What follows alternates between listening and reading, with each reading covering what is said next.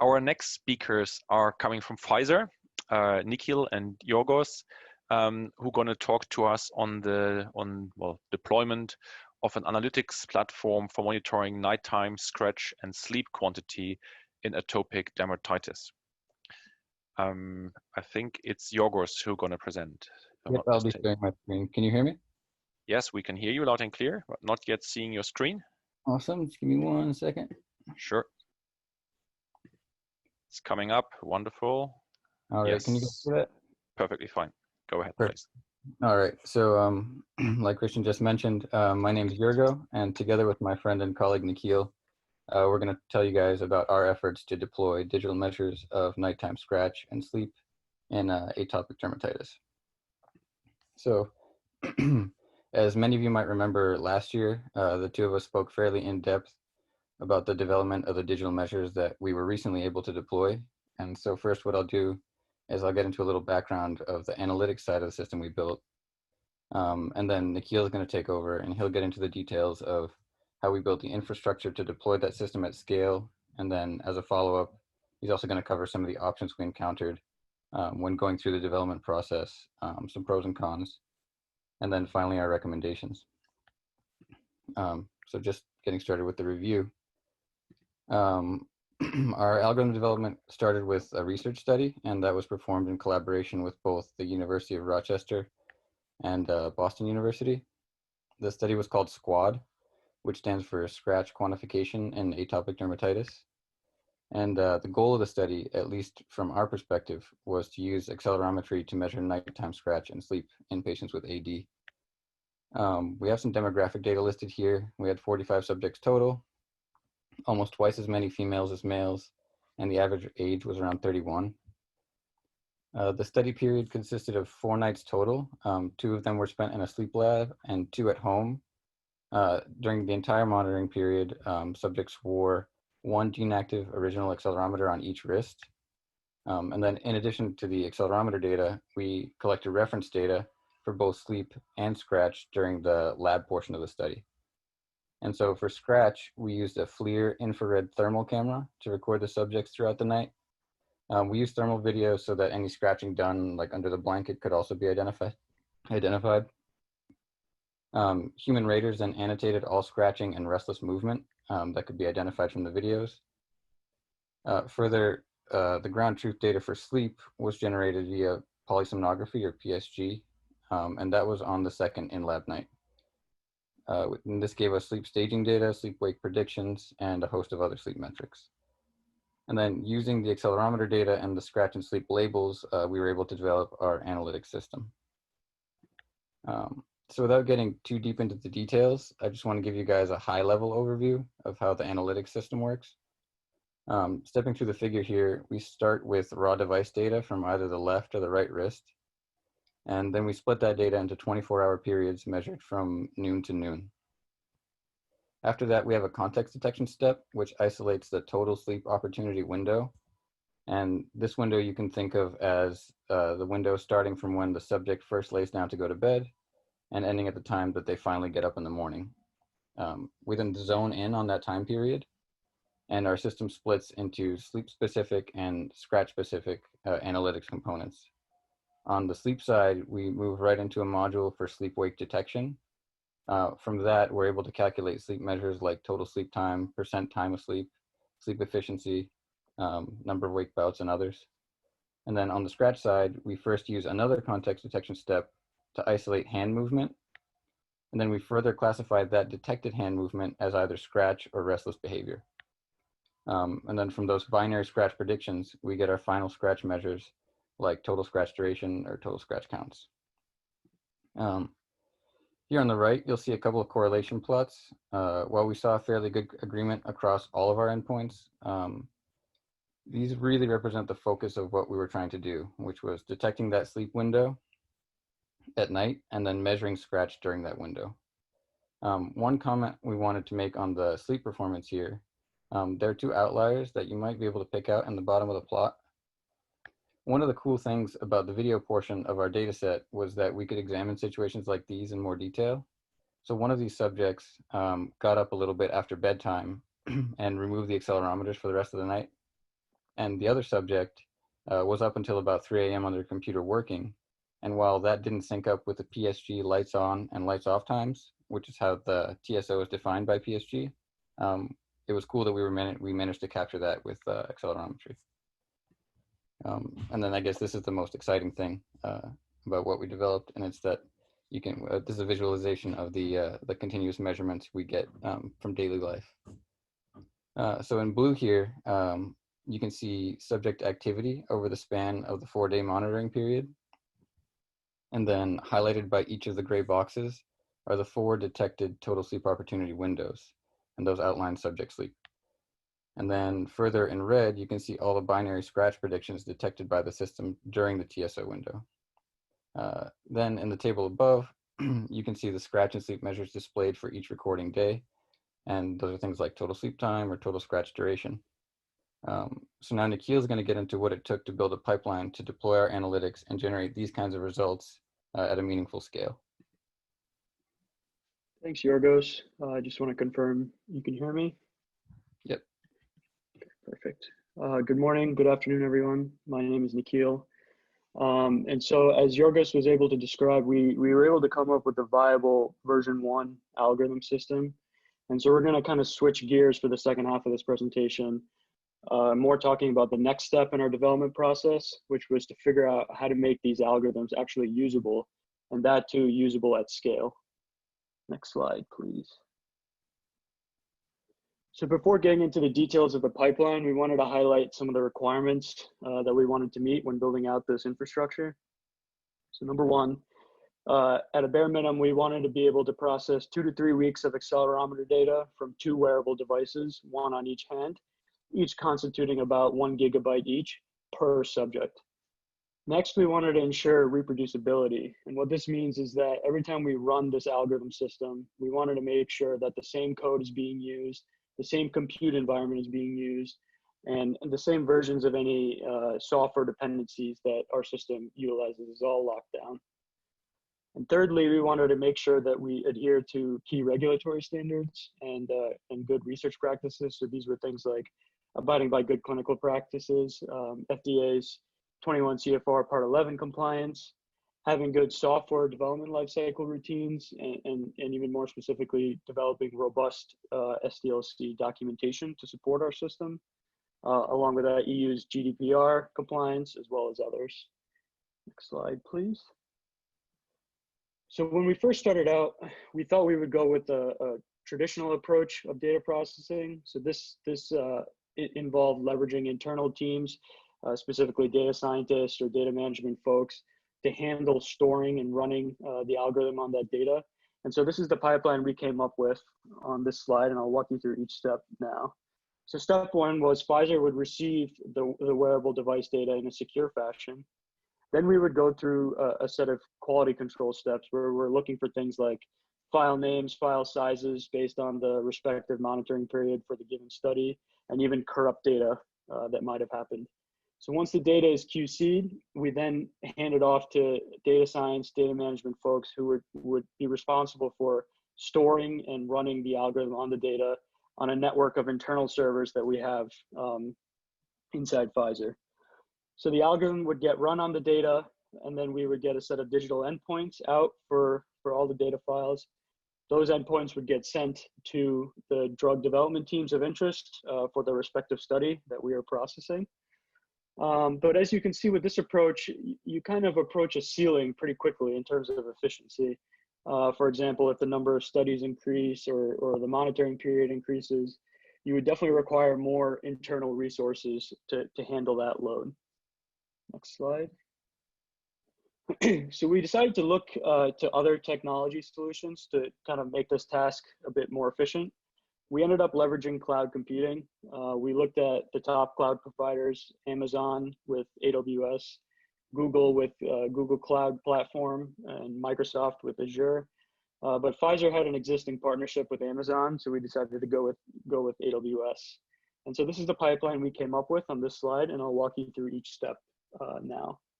So first, it starts off similarly to the previous slide where Pfizer gets the data in a secure fashion. We then go through those same quality control steps, looking for file size, file names, and any corrupt data.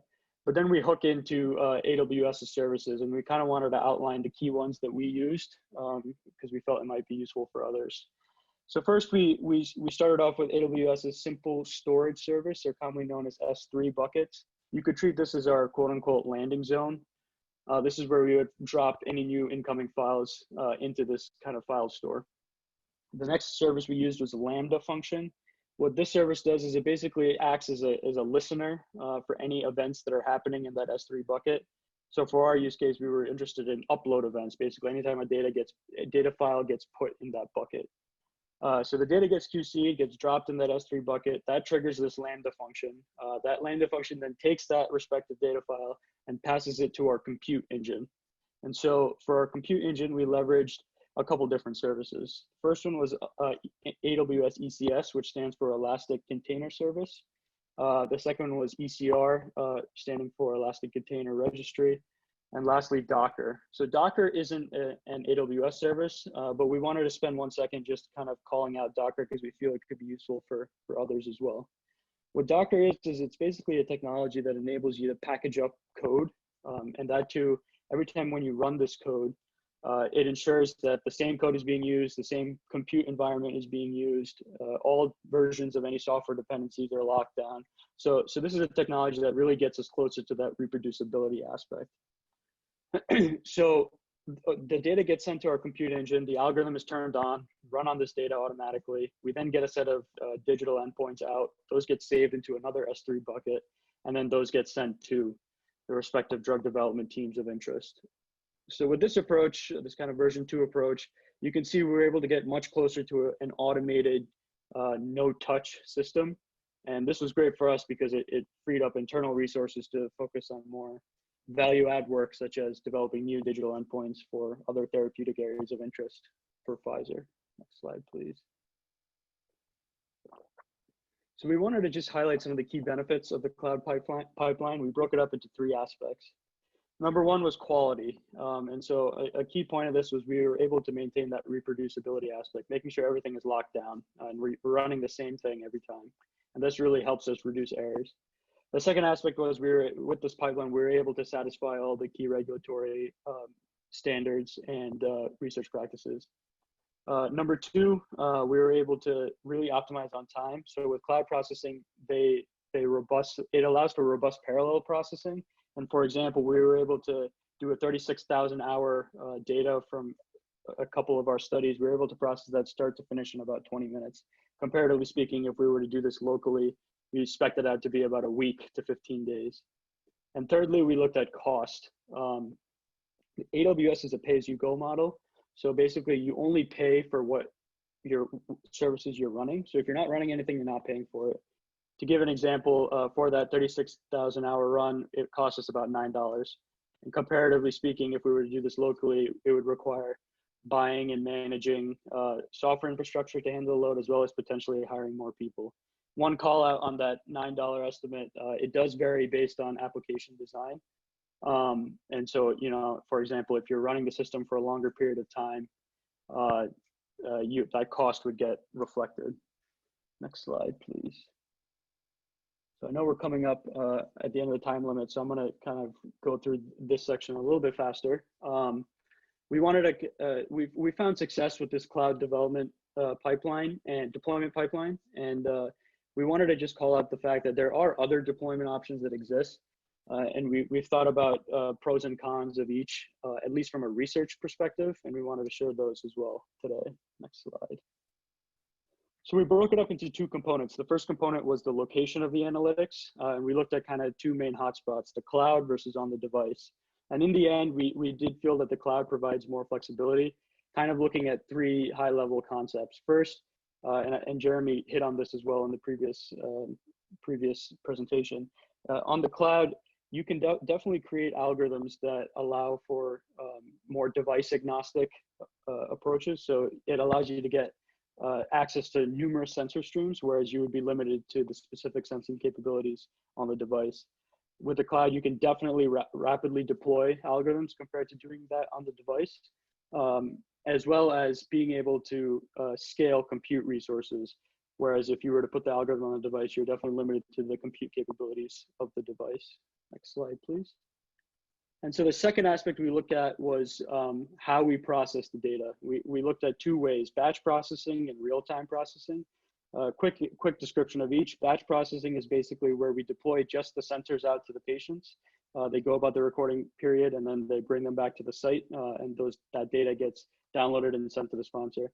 Whereas with real-time processing, we deploy sensors as well as some sort of conduit device like a dock or a charging station or even a mobile tablet to continuously upload data during the monitoring period. So at the end of the day, we felt that, we started off with batch processing, but we do feel that real-time processing can enable better quality data and likely then would become a better choice for research applications, specifically because it allows you to get more frequent checks into compliance, aka is the patient wearing the device, and also data quality checks, is the device functioning properly or not.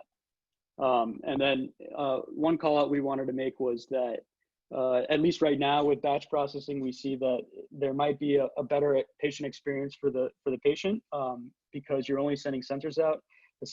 All the patient has to do is wear the device for their monitoring period and then bring them back to the site or mail them back.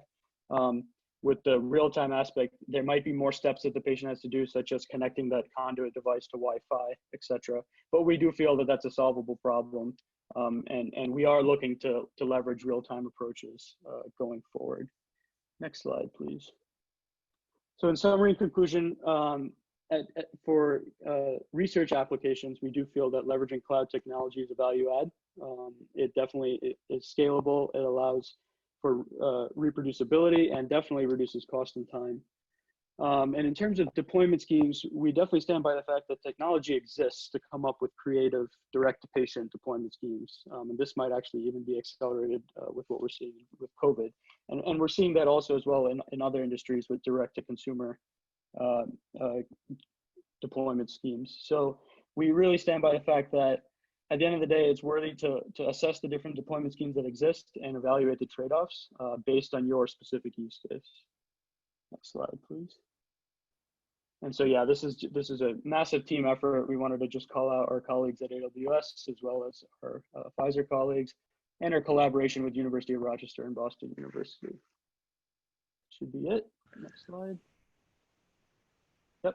Thank you very much, and appreciate any questions. Very good. Thank you very much, Nikhil and Yiorgos.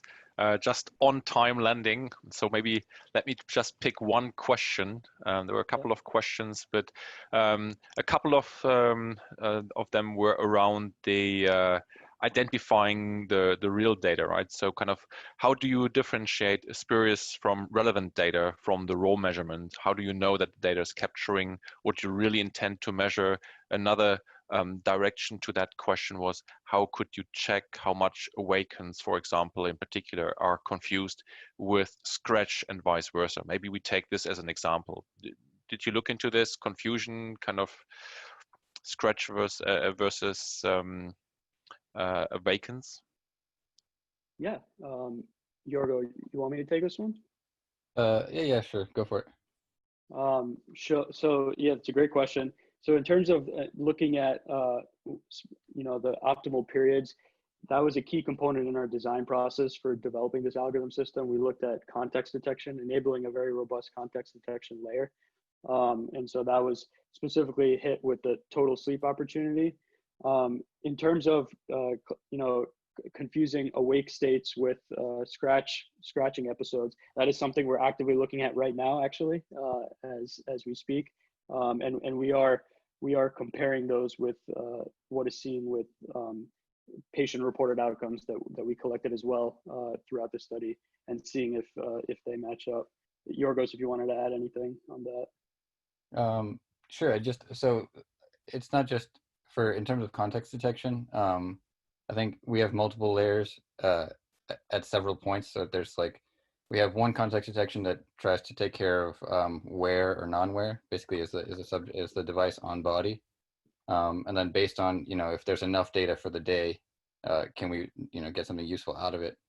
And so in our case, that was like a temperature-based and a movement-based approach.